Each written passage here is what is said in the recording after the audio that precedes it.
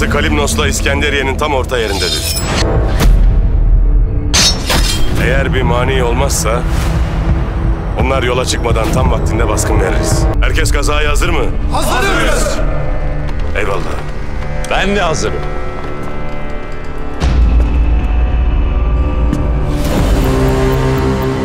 Ağam. Ben senin ağan değil, Levent'im.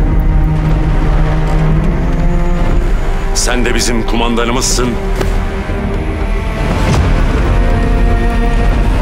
Şimdi emret ne yapacağımızı. Gayrı gün gaza günüdür. Bira bismillah, yelkenler fora! Bira bismillah! Bira bismillah! Yelkenler fora! Bira bismillah!